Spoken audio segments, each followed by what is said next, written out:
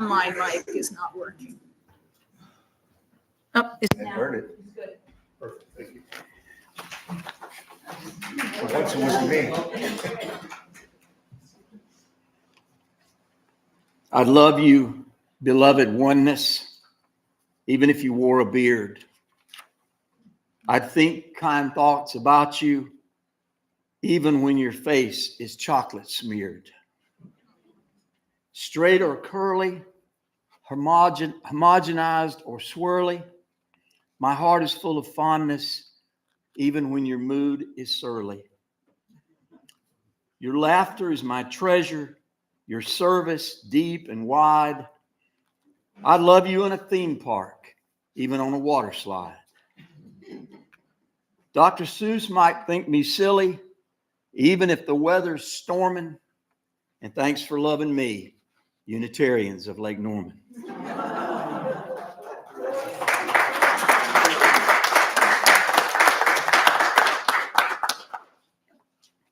This is actually a 4-part opening words. That was the first part. The inclusion community, which meets here in Davidson, small crowd, even smaller than us, has invited us to join them for a meal on January, the 4th. Sunday falls on the 4th? You sure? You're sure? The 4th, okay. All right. Yeah. We're not talking about the 18th. The 18th is in the bulletin, I hope. These folks are like us. They are very open and welcoming to everybody, including the LGBTQ community. They are part of our effort to pay the rent for the Zambrano family. And just a great bunch. And we're going to eat with them on January 4th. That's at their place. I'm sorry, at their place. At their place, yes. And there'll be more information on the location. They want us to show up at 5 o'clock. I told them we would be there at 4:30. And we would either help with setup or we would just look cute and adorable. Both, yeah.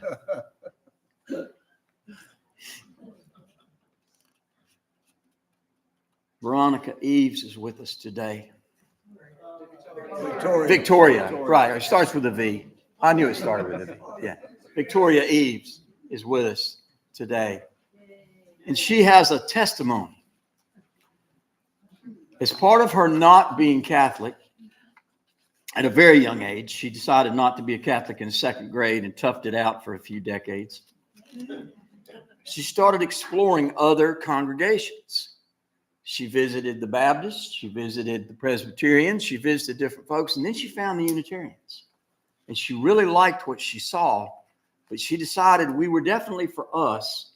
When the church she was visiting, I'm sorry, Naomi, the congregation she was visiting canceled their service and painted a man's house. Our opening words come from Paulo Coelho. It is always important to know when something has reached its end. Closing circles, shutting doors, finishing chapters. It doesn't matter what we call it. What matters is to leave in the past those moments in life that are over.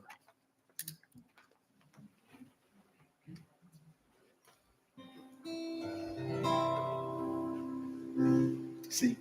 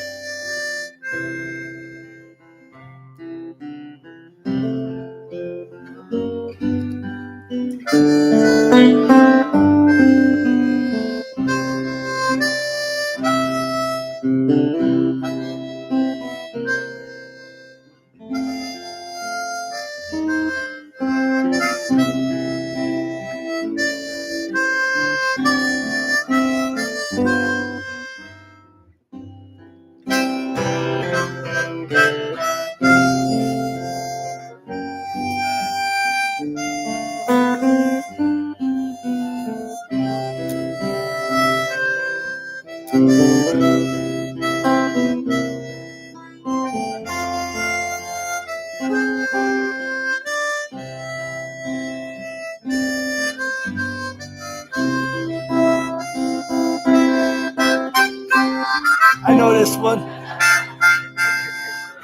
And he stops.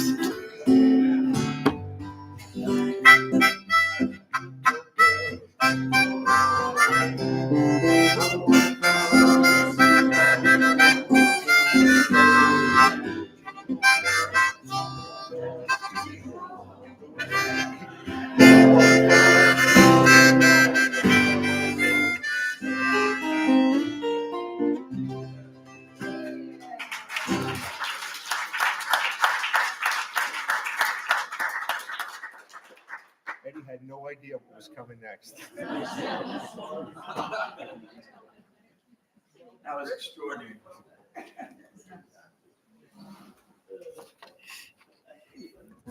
I need to apologize to Sue Covington. When she got up and said, "My name is Sue," Eddie Gunn said, "How do you do?" I couldn't help it, Sue. I couldn't help it. Getting it right. Part of Meg Barnhouse's contribution to the singer-songwriting world is a series of songs she wrote about mental illnesses. Her song about obsessive-compulsive disorder is called Getting It Right. And the song makes playful fun of people who have to check over and over to make sure the stove is turned off, the doors are locked, and the pictures on the wall are all hung straight. I hope all of you can identify with this a little bit, because I certainly do. And I don't want to be the only one. Are you with me? I do sometimes make sure the welcome mat is lined up with the bottom of the front door. And when I do, I say to myself, just a little bit obsessive compulsive. Getting it right. Getting it right. So today, as we prepare for our congregation's annual meeting, we will be solidly aware that one year is ending and another is about to start. When I used to use a paper calendar, I loved those blank boxes that started with January 1st. But I also had a reflective moment or two around December 31st, the last day, the last hour of a year gone by. It's important to end well. Mama used to chide me to only look straight ahead while driving. She said, "Honey, where you look is where you head." And I said, "Mama, doesn't matter where you head, it matters where you end up." At which point she would pantomime,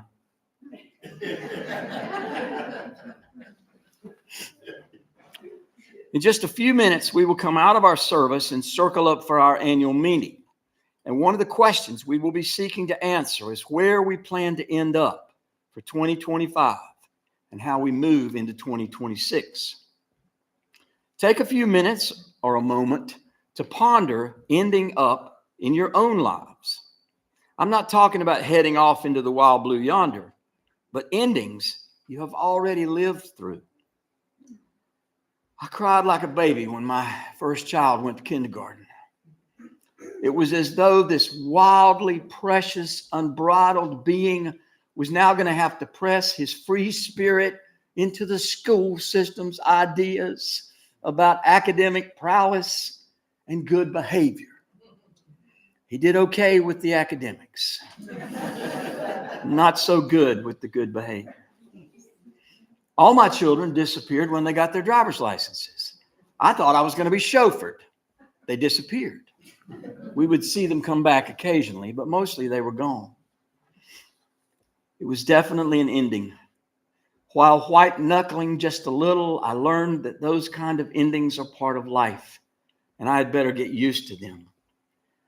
Being a control freak has never been important to me. I have known some control freaks who believe there is only one way to do some things, and that one way just happens to be their way. My daddy had a sign on his desk that said, "Let's compromise. Do it my way." And for the most part, we did, and other folks around him did things his way too. His final ending was pretty easy, pretty painless. His last words were, "I think I finally got all my problems worked out." The great Boston Globe columnist Ellen Goodman wrote, "There's a trick to a graceful exit. It begins with the vision to recognize when a job, a life stage, or a relationship is over. Let it go. It means leaving what's over without denying its validity or its past importance. It involves a sense of future, a belief that every exit line is an entry that we are moving up rather than moving out." A writer named Stephanie Garber wrote a particularly inspiring point of view on the traditional structure of a story. Every story has four parts: the beginning, the middle, and the almost ending, and the true ending. Unfortunately, not everyone gets a true ending. Most people give up at the part of the story where things are the worst, when the situation feels hopeless. But that is where hope is needed most. Only those who persevere can find their true ending. Because I have promised a short message today, something that is always supported by Tracy Grimm, I will close with a few questions. Are you good at goodbyes? Or do they always have to include "see you again soon"? I like that one a lot. Are you good at finishing what you start?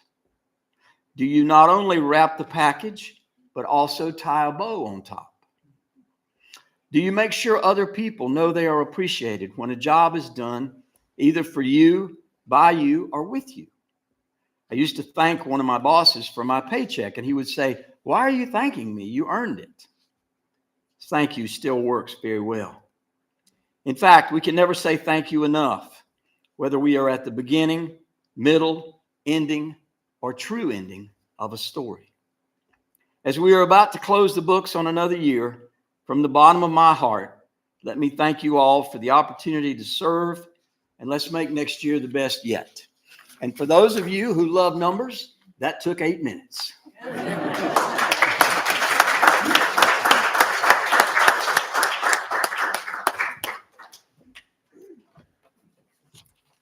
This fellowship is important to us all. The contributions we made today allow us to sustain and grow our congregation and to reach out to the community, both nearby and the larger world. Your giving affirms our commitment to each other and to the community.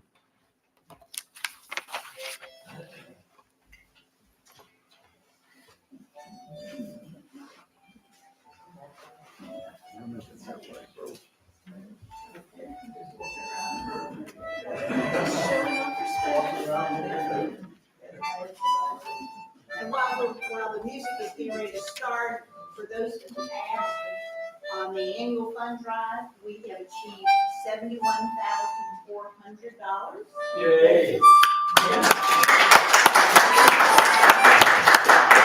This is our last day that we're going to officially say this is where we are, but we are happy to accept pledges ongoing. And by the way, our participation is excellent. We had over 80% of our members commit, and we had 60% of firms.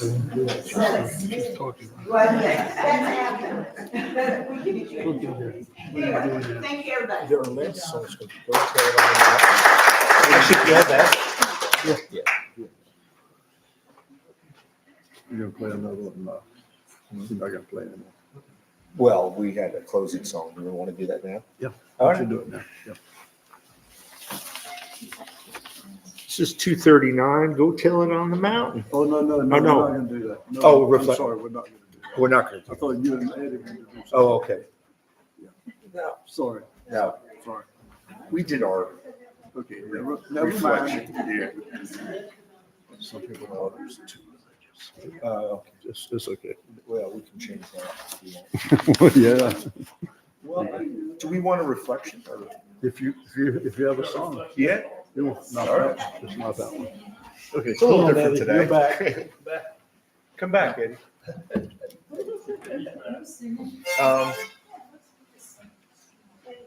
Let's, do we want more Christmas songs? Yes. Something we can sing. Something we can sing. Yes. Jim had one. What was the one, Jim? Hanukkah song. What was the song you recommended? Oh, dreidel, you know that one. Yeah. Get everybody in here. Well, we could do, we could do It Came Upon Midnight Clear. Is that F? I mean, he's outgoing president, really, son.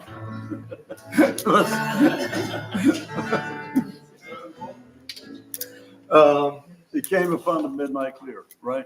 Yeah. This was written in around 1848, right after the Mexican-American War, by a Unitarian minister in Massachusetts. Let's do this. And it was the first use of the phrase, peace on earth, goodwill to men in a Christmas carol. Let's do it in G. All be proud of. Absolutely. Remember, 244. Help me out, because I don't know this one as well. It came upon a midnight clear, the voice of hope, from angels bending the earth to touch their hearts of gold. He's on the earth to know goodwill from heaven, the news we bring. The world in solemn stillness lay to hear the angels sing. Still through the cloven skies they come with peaceful wings unfurled, and still their heavenly music floats for all the weary world. Above the sad and lonely plains, they bend on hovering wing, and ever o'er the Babel sounds the blessed angels sing. But with the woes of war and strife, the world has suffered long. Beneath the angels' strength and rule, 1,000 years of wrong. And we who fight the wars hear not the love song which they bring. Oh, hush the battle's strife, and hear the angels sing. For now the days are hastening by, the prophet lords foretold, when with the ever-circling years come round the age of gold, when peace shall overrun the earth, its ancient splendor spring. Behold, the world is back the song which now the angels sing. Cradle, cradle, I made it out of clay. Yes, when it's giant red, oh, cradle I will play. Cradle, cradle, cradle, I made it out of clay. And when it's dry and ready, with that cradle I will play.